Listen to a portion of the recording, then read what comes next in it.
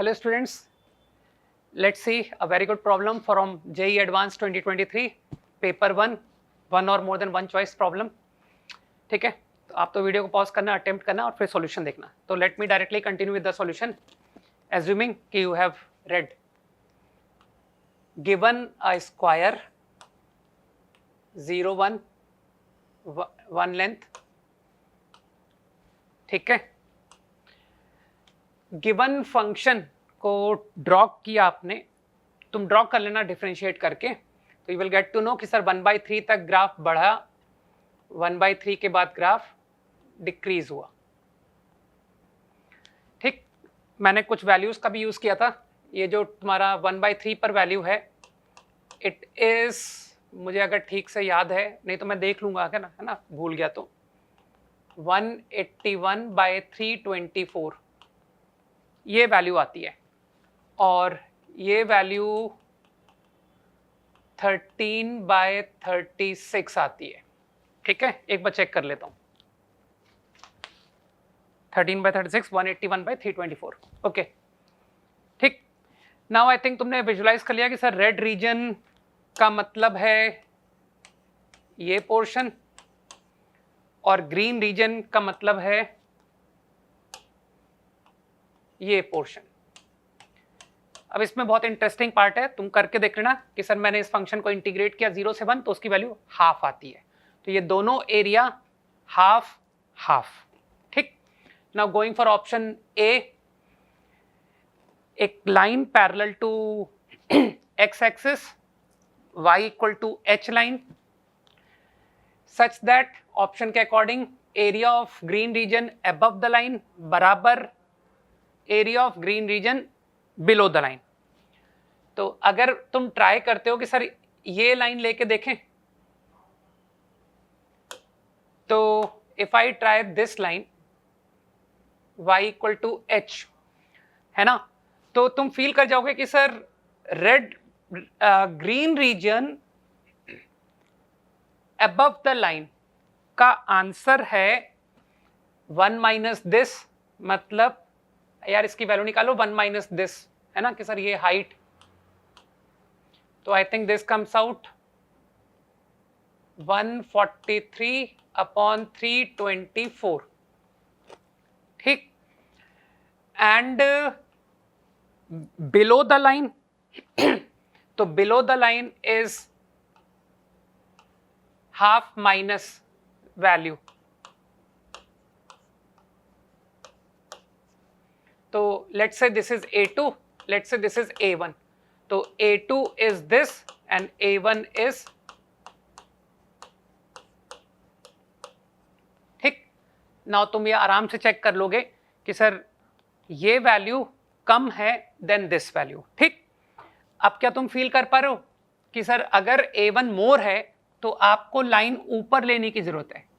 तो if I take line above, तो ये A1 की वैल्यू घट गई और A2 की वैल्यू बढ़ गई. तो मैं अब उस पोजीशन की बात कर रहा हूं जब A1 become equal to A2. तो A1 कितना आ गया कि सर ये तो y equal to h line है, तो आपका area A1 now become 1 minus h, है ना, 1 माइनस h इंटू 1, और ये कितना आ गया A2, half minus 1 minus h. तो इफ यू कैलकुलेट करेक्टली तो you get the value h 3/4. ठीक. तो मानते हो पहला ऑप्शन रॉन्ग, क्योंकि h 1/4 से 2/3, तो ए ऑप्शन तो गलत हो गया. अब बी ऑप्शन तुमने पढ़ के रख लो कि सर यही बात हमको रेड रीजन के बारे में करनी है. Red region above, red region below. Okay.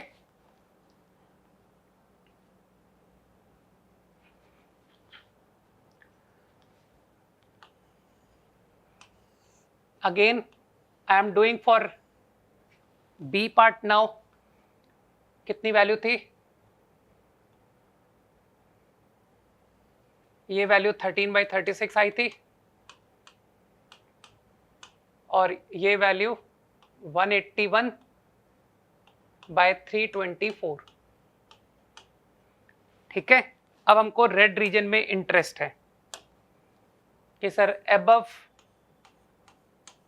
Horizontal line red reason and below horizontal line red reason का एरिया। तो फील कर पा रहोगे कि सर हॉरिजॉन्टल लाइन यहां मत लीजिए, क्योंकि अगर आप यहां लोगे तो हॉरिजॉन्टल लाइन के अबव रेड रीजन तो 0 है और सारा का सारा बिलो है ना। Now let me try here कि सर अगर ये लाइन है, ठीक, तो I try this to be that horizontal line. तो मानते हो अगेन मैं A1 A2, सर ये A1 ये A2, मतलब मैंने लाइन के ऊपर के एरिया को A1 बोला, नीचे के एरिया को A2 बोला। तो A1 की वैल्यू और A2 की वैल्यू, तो A2 तो आ गया कि सर 13/36 इंटू 1 और A1 आ गया हाफ माइनस, दैट इज 5/36। अब मानते हो कि सर A1 A2 के कंपैरिजन में कम है, तो अगर दोनों को इक्वल करना है तो डायग्राम से थोड़ा फील करो कि sir if you take your line below this position, इससे नीचे लोगे तो A2 कम हो गया, A1 बढ़ गया, ठीक। तो now this is my y equal to h line. तो मानते हो कि sir if you make area equal, तो A1 अब कितना आ गया और A2 कितना आ गया, तो A2 आ गया h, this is h into 1 और A1 आ गया हाफ माइनस h। तो इफ यू डू इक्वल तो I think it comes out 1/4। तो मेरे ख्याल से बी ऑप्शन इज करेक्ट। वो क्लोज्ड इंटरवल 1/4 से 3/4 लिखा हुआ है, ठीक है। तो B option correct, A wrong. Now let us directly move to C option. I think अगर तुमने ठीक से पढ़ रखा है तो वो horizontal line green region above horizontal line, red region below horizontal line, बस इस बात को याद रखना, ठीक है।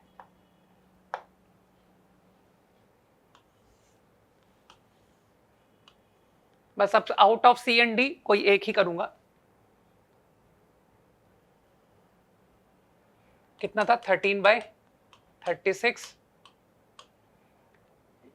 बड़ा टफ काम है यार। 181/324 है ना कि सर वीडियो की क्वालिटी को भी मेंटेन करना है, आपको सवाल भी करना है, नहीं दोनों बातों को मेंटेन करना इज टू डिफिकल्ट। तो रेड रीजन, ग्रीन रीजन,